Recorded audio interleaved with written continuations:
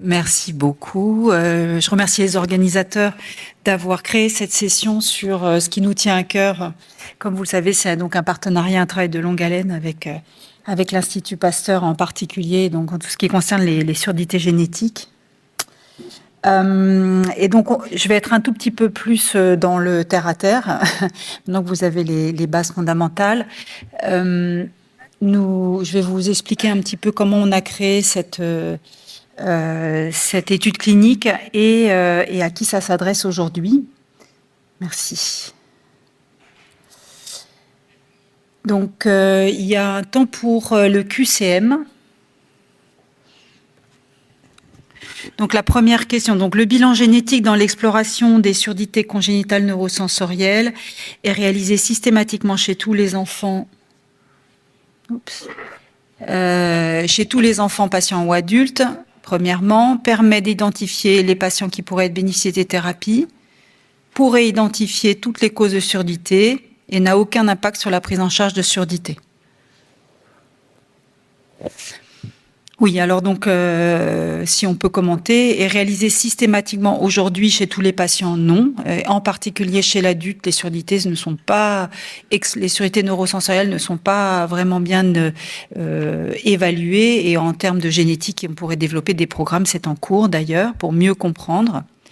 Permet d'identifier les patients qui pourraient bénéficier de thérapie, oui. Permet d'identifier toutes les causes de surdité, non. On connaît environ 130 gènes de surdité congénitale, enfin qui sont en rapport avec des surdités neurosensorielles, et on en a encore l'équivalent probablement à décrire. N'a aucun impact sur la prise en charge de surdité. Si, ça a un impact. D'ailleurs, ça peut orienter des prises en charge des familles pour lesquelles on peut prévoir soit de la prévention, soit aider à orienter la réhabilitation. Donc, comme vous avez vu dans les précédents exposés, c'est vrai que la pathologie neurosensorielle, c'est extrêmement fréquent, c'est un réel enjeu de santé publique, et notamment avec le vieillissement de la population. En ce qui concerne la pédiatrie, pour nous cliniciens, quand on a un nouveau diagnostic de surdité neurosensorielle, on peut affirmer à la famille que dans 70% des cas, on va trouver, la cause de la surdité est inscrite dans le patrimoine génétique.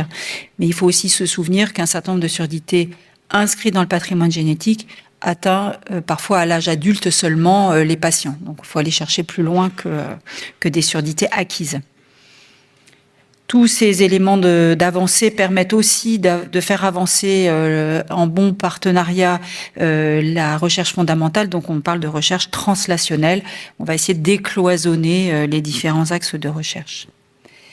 Bon, le principe de la thérapie génique, Saïd vous a bien expliqué. Donc, l'idée, c'est de traiter et de prévenir une pathologie en modifiant et en remplaçant son gène défectueux. Et on a plusieurs stratégies pour faire ça. Et aujourd'hui, on a déjà chez l'homme des applications, donc c'est déjà en cours, plus de nombreux essais de thérapie génique sur pas mal de pathologies comme la mucoviscidose par exemple.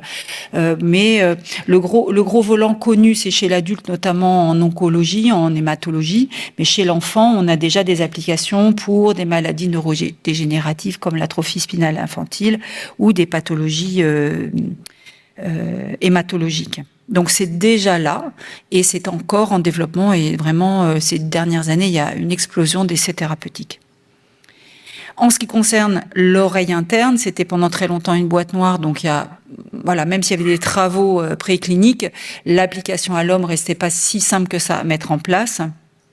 Mais donc, on va utiliser chez l'homme le petit vecteur le plus utilisé, qui est l'adénovirus associé, sachant qu'on veut cibler spécifiquement, selon les maladies génétiques, soit les cellules ciliées, soit les cellules de la strie vasculaire, soit les cellules de support. Donc, l'idée, c'est de vraiment cibler spécifiquement pour pas créer une pan-inflammation de toute l'oreille, mais de pouvoir être le plus spécifique possible. Et d'où l'intérêt des banques, de la bibliothèque, qui est en constante amélioration pour ces adénovirus, ces petits vecteurs. Alors l'oreille interne est finalement, même si c'est une boîte noire, tout de même un très bon candidat à la thérapie génique.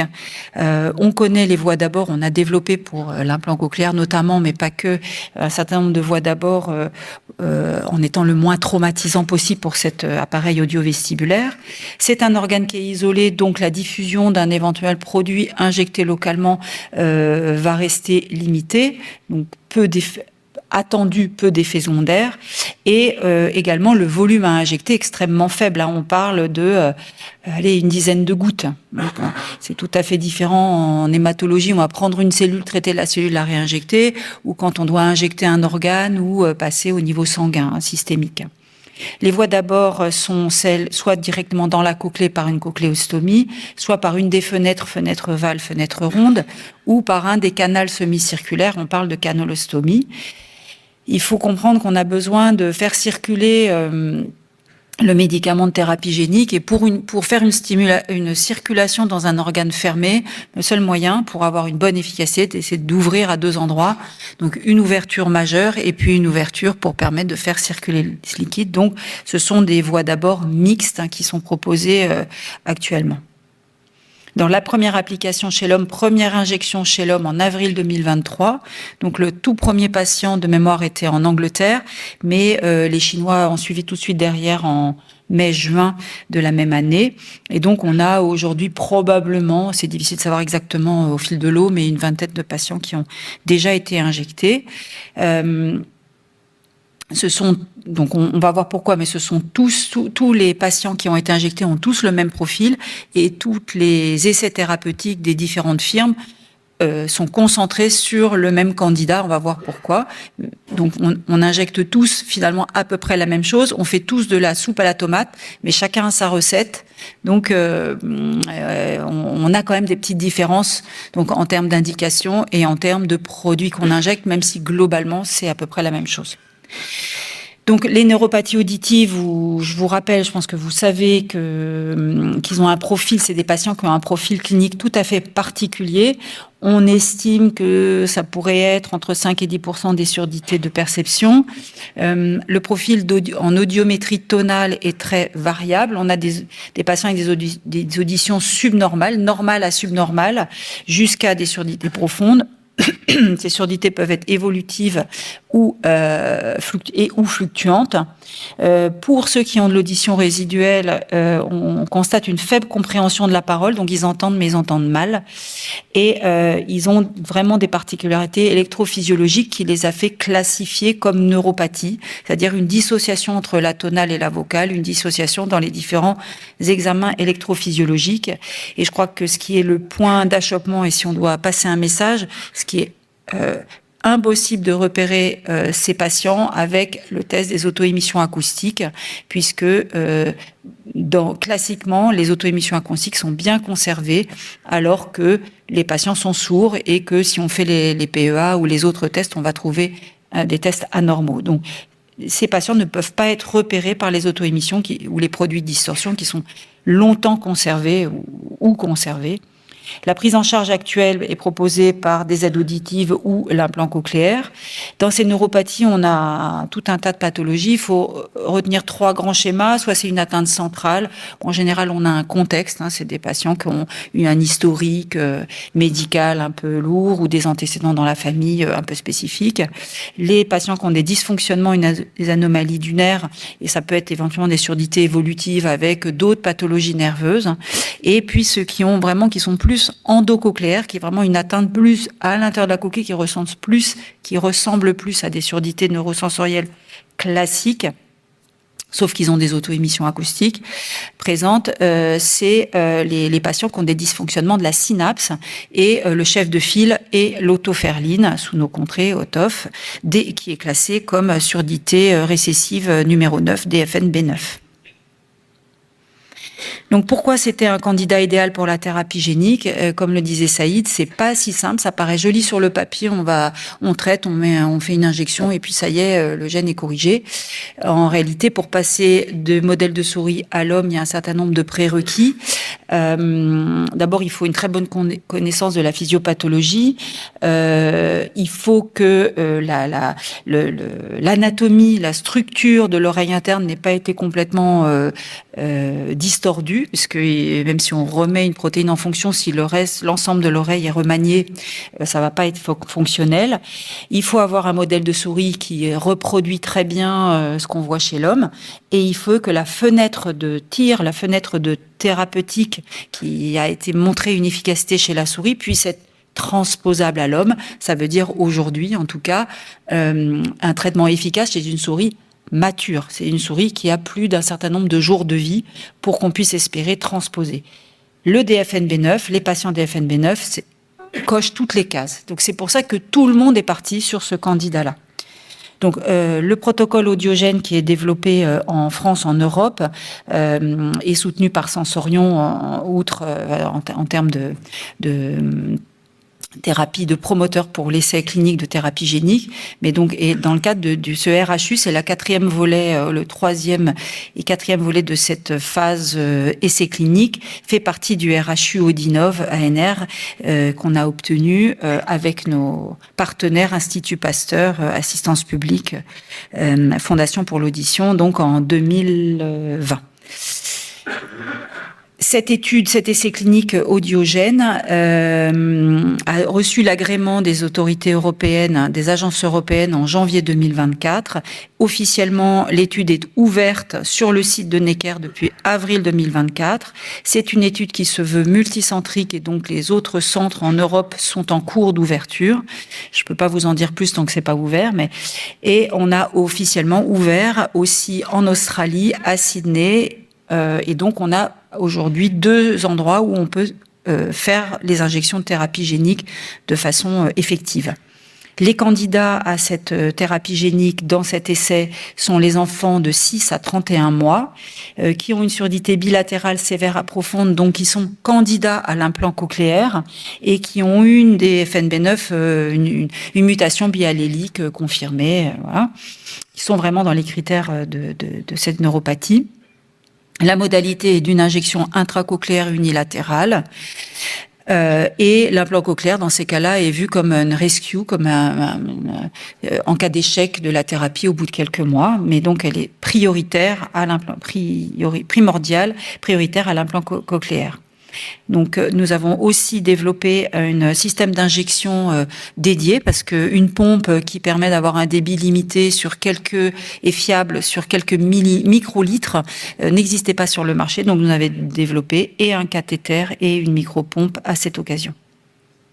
Donc, les autres grands essais sont soit en Chine, issus de Chine ou issus des USA, même s'ils sont tous sur d'autres sites. L'idée, c'est une maladie, malheureusement, entre guillemets, la cible est très étroite puisqu'il y a peu de patients, malheureusement, heureusement, je pourrais pas dire, mais en tout cas, dans le cadre de cet essai clinique, pour le moment, ça concerne peu de patients, en effet. Néanmoins, les résultats sont très parlants et ce qui avait été prédit, on pourrait transposer les résultats de la souris à l'homme, étant donné les premières publications et notamment la première dans le Lancet en janvier dernier, montre que c'était juste. Donc là, ce sont les résultats, ils ont été publiés et en ce qui concerne les tests de potentiel évoqué auditif et les tests d'audiométrie et les ASSR qui montrent au fur et à mesure des semaines, donc ça va des 6 semaines à 6 mois de recul, montre progressivement une amélioration des scores, des seuils. Sur 6 patients dans cette étude-là, sur 6 patients injectés, 5 avaient récupéré des seuils dans une limite d'audition surdité moyenne, légère à moyenne. Un patient n'a eu aucune réponse et on peut pas savoir. Il y a une variabilité entre les patients, bien sûr, et au niveau génétique et environnemental.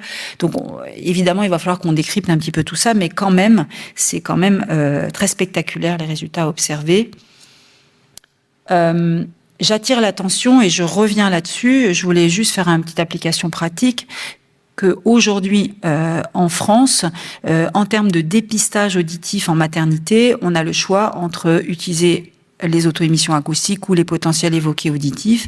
Et évidemment, les patients qui sont repérés par les auto-émissions acoustiques ne seront pas repérés pour cette neuropathie de façon précoce. Ils vont arriver plus tard, quand ils auront un retard de parole et de langage. Donc, il y a vraiment un délai, on va dire, diagnostic encore aujourd'hui dans ce cas de figure. Je prends pour exemple l'Australie, où aujourd'hui, il est obligatoire d'utiliser les potentiels évoqués auditifs automatisés en maternité. Et donc, ces enfants sont repérés dès le plus jeune âge, très très tôt. Donc si je prends ce cas, c'est un nourrisson de 6 mois qui a eu un dépistage en maternité par auto-émission acoustique qui était normal, qui était de très belles réponses. Les parents ont quand même un doute auditif et viennent consulter. Voilà le résultat des PEA. Donc quelles sont les premières hypothèses? Ça pourrait être une surdité profonde. Mais alors, une surdité profonde neurosensorielle classique, pourquoi les PEA auraient été normales au départ? Est-ce qu'il y a eu une erreur de transcription? Est-ce qu'on a mal interprété? Qu'est-ce qui s'est passé? Ou alors, est-ce qu'on est plutôt dans un tracé atypique de type neuropathie, avec cette dissociation entre les auto-émissions acoustiques et les PEA? Est-ce qu'il s'agit peut-être d'une surdité évolutive? Les auto-émissions et l'audition étaient normales au départ, et puis ça s'est dégradé. Donc, voilà, ce sont les questions qu'on peut se poser devant ce tableau de dissociation entre le repérage initial et le tracé actuel. Et ce qu'on va proposer, c'est de refaire sur le champ les auto-émissions. On a fait ce jour-là des PEA, on refait les auto-émissions produits de distorsion. C'est parfaitement normal. Donc, vous avez de belles réponses. Donc, vous pouvez poser le diagnostic de neuropathie auditive. Voilà. Voilà, qu'est-ce qu'on va proposer aujourd'hui? C'est une neuropathie auditive isolée, l'enfant n'a aucun antécédent. Aujourd'hui, ce qu'on va lui proposer rapidement, une information globale sur les neuropathies et sur les thérapies qui sont en cours de développement. Bien sûr, on va démarrer au plus vite la prise en charge, un appareillage, etc. Pas de retard spécifique à la prise en charge, mais il faut quand même se poser pour dire est-ce que cette famille souhaite entrer dans un essai de thérapie génique si jamais il s'agit d'une DFNB9.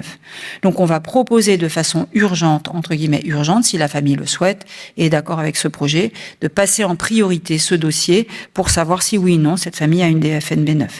Là, en l'occurrence, je vous parle d'un cas récent.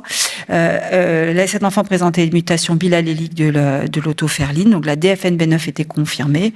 Donc la question c'est est-ce qu'on va vers un implant cochléaire ou est-ce qu'on lui propose une thérapie génique? Qu'est-ce que souhaite la famille? Peut-être une conclusion. Une conclusion. Donc aujourd'hui, on est un changement radical de la prise en charge des surdités génétiques, réfléchir aux critères futurs et très futurs d'implantation cochléaire, notamment pour les DFNB9, la place du bilan génétique et voir comment il faut éventuellement prioriser certains enfants. Donc un dépistage précoce des DFNB9 est vraiment indispensable aujourd'hui.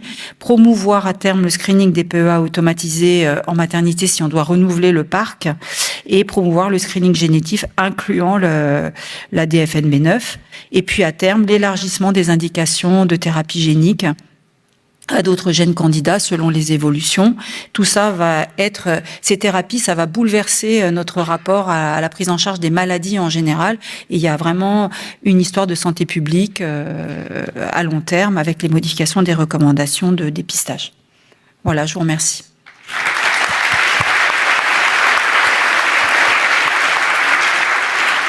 Merci infiniment Nathalie pour cette magnifique présentation. Alors on a un petit peu de retard, mais je vais me faire gronder par notre président. Mais je peux pas m'empêcher une question quand même. Quel est le prochain gène candidat? Est-ce qu'on sait? Bonne question. On espère, alors prochain potentiel ou prochain. Ce qu'on espère, c'est aussi la connexine, hein, parce que ça touchera le plus gros de nos patients. C'est pas sûr que ça soit le plus facile parce qu'on a un problème de structurelle. Donc voilà. Merci beaucoup. Merci beaucoup pour votre attention.